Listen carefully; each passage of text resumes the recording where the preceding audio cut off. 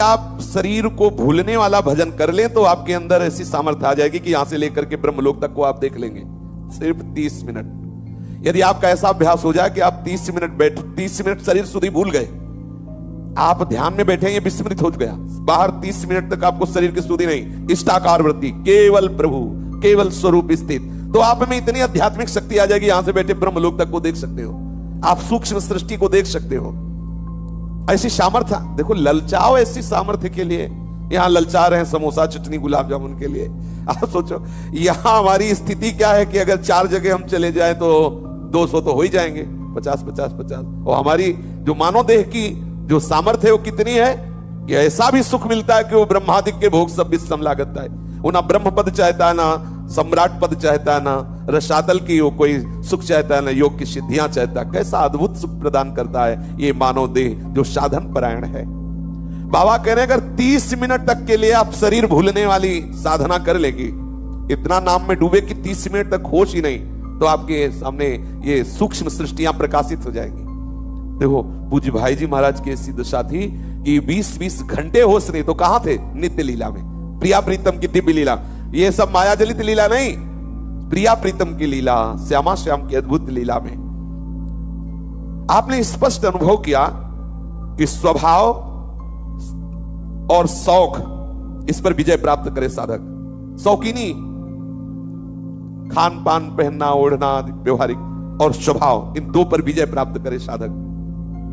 शौकीनी नहीं होनी चाहिए और स्वभाव नहीं बिगड़ना चाहिए। जैसे काम क्रोध आदि जिससे बिगड़ा हुआ स्वभाव, इसको ठीक करें। अगर स्वभाव नहीं बदला, या जो परे मोहि सहज स्वभाव सी हरिवंश नाम रस चाओ, अगर स्वभाव नहीं पड़ा भगवत चिंतन का, भगवत भजन का, तो फिर ठीक अभी साधना नहीं हो रही। आपके अंदर ये खाने को मिलना चाहिए, पहनने को मिलना चाहिए, देखने को मिलना चाहिए, ये शौकीनी, अगर ये अंदर से चाह है तो भी क्या साधना हुई है? आपकी मुट्ठी में होना चाहिए ये बातें, सहजावस्था, कोई भी विषय महत्व न रखे आपके चित्त में, कोई भी विकार आपको हिला न सके, ऐसे होना चाहिए। बाबा कह रहे हैं अभ्यास देखो, नए शरीर वाले साधक को आसन का अभ्यास जरूर करना चाहिए।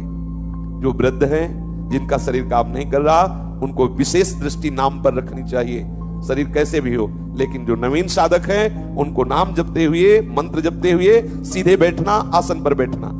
आपका जो स्वप्न दोष आदि, जो वीर संबंधी दोष, जो मन की चंचलता संबंधी दोष, ये सब शांत हो जाएंगे। आप शांत भाव से बैठना सीखें।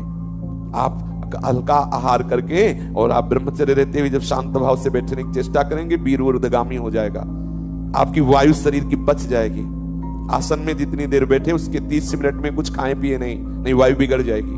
गंभीरता पूर्वक आप साधन में लगे, कुछ ही दिनों में शरीर, आप 2-4 घंटे बैठना तो एक साधारण सी बात है, साधारण सी बात। महापुरुष जन 18 घंटे एक आसन पे बैठे, 18 घंटे एक आसन पे। देखो बाबा के लिए आया, कई वर्ष बाबा लेटे ही नहीं। अभ्यास है, आप जैसा अभ्यास कर लें। नौजवान साधक है, आसन में बैठे, बोले यहां दर्द करता है, यहां दर्द करता है, वायु है, थोड़ी देर बाद बच जाएगी, शून्याकार स्थिति आने लगेगी, आसन हो। और ये नहीं कि किसी संप्रदाय वाली बात हो, आसन में बैठना भजन करना है तो हर संप्रदाय के लिए। बोले हमारे संप्रदाय में नहीं है, ऐसा तो हमने कहीं नहीं सुना। भगवत भजन करने के लिए संप्रदायवाद की आड़ मत लीजिए, चाहे सहचरी भाव के हो, चाहे सखा भाव के हो, सबकी बात भजन है। देखो प्रबोधानंद पाद सरस्वती जी जब परमानंद दास जी को मिले तो सुबह से शाम तक एक ही आसन में बैठे थे, वो निरंतर प्रिया प्रीतम की लीला चिंतन। श्री बिहारी देव जी 3 दिन 3 रात एक ही मुद्रा में थे, होश ही नहीं था। ये अब शरीर में हिलन डुलन चलन, और हमारा मन शुद्ध, प्राण शुद्ध, हमारा ब्रह्मचर्य, तो कैसे आगे बढ़े? नौजवान साधक जो है वो धैर्य पूर्वक आसनों पर बैठने का जरूर अभ्यास करे, इससे हमें बड़ी सहायता मिलेगी। पूज्य श्री बाबा जी के तप की प्रशंसा, भजन शैली की प्रशंसा, तो एक महात्मा को ईर्ष्या हुई, उन्होंने कहा हमको उड़िया बाबा से कम है क्या, और हम भी शुरू करते हैं। तो चंद्रायण व्रत शुरू किया, आसन पे बैठना शुरू किया।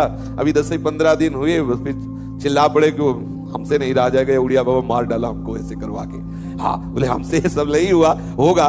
तब बाबा ने कहा देखी देखा साधे जोग, छीजे काया बाढ़े रोग, अपनी सामर्थ्य के अनुसार चलो।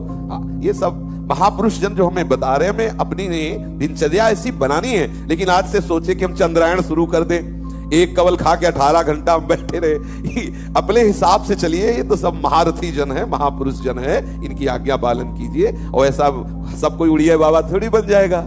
सब कोई उस प्रेम रस या आत्मरस में डूबना उसी में है, लेकिन हम अपने अनुसार साधना करें, देखा देखी ना करें। महाराज जी हर समय समाधि में लीन रहते, पलक गिराने की भी शुद्धि नहीं रहती, एक कौर मुख में रखना भी अच्छा नहीं लगता, एक सेकंड की भी बहिर्मुखता सहन नहीं होती। अब स्वभाव से खाना पीना, अन्न ग्रहण करना, ये सब छूटता गया। स्वाभाविक हर समय अंतर्मुख, हर समय ध्याना आहार में तन्मय रहते।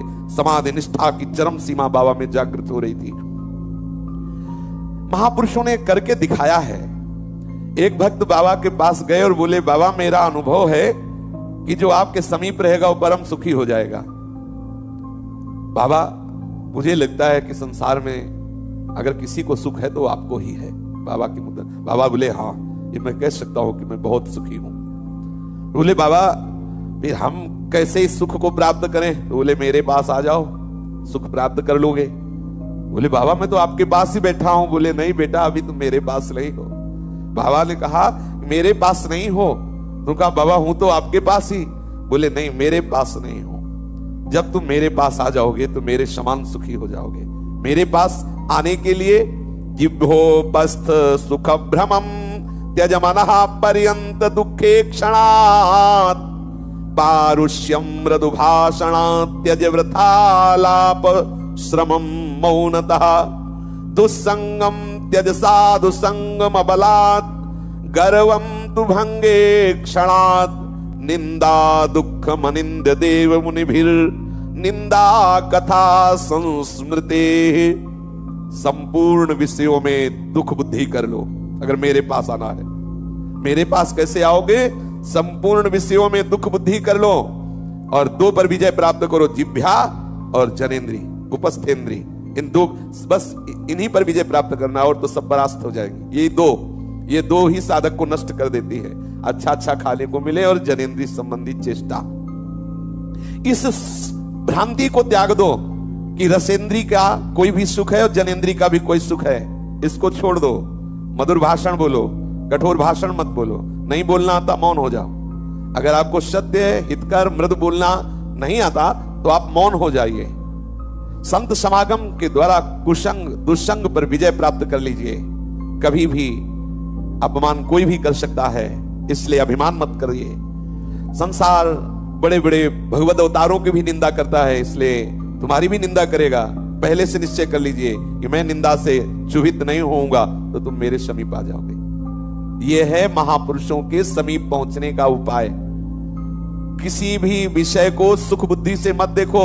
रसेंद्री और जनेन्द्री के भोगों को मत भोगो। कठोर भाषण, झूठ बोलना त्याग दो। नहीं आता तो मौन हो जाओ। संत समागम के द्वारा कुसंग का त्याग कर दो। अपमान बड़े बड़ों का होता है, इसलिए अभिमान मत करो। तृण से नीचे बनो। और निंदा बड़े बड़ों की, भगवत अवतारों की भी लोग करते हैं, इसलिए स्तुति में मत फंसो। एक ना एक दिन तुम्हारी भी निंदा होगी। चुपचाप पहले से तैयार हो जाओ निंदा के दुख को सहने के लिए, तो तुम हमारे समीप पहुंच जाओगे। आपने सुनाया कि मैं जब कृष्णचंद्र की पाठशाला में पढ़ाता था तो वहां के विद्यार्थियों ने रसोइयों को इसलिए पीटा था कि वो खिचड़ी बना के नहीं दी थी। उसी समय हमने गांठ बांध ली थी कि जीवन में कभी जिह्वा का स्वाद नहीं लेंगे। ये जीवन में कभी और जिसने जिह्वा के स्वाद को रोक लिया वो सबको वश में कर लेगा। रसेंद्री को अगर आपने अपने वश में नहीं किया तो जनेन्द्री को वश में कर ही नहीं सकते, नहीं कर सकते।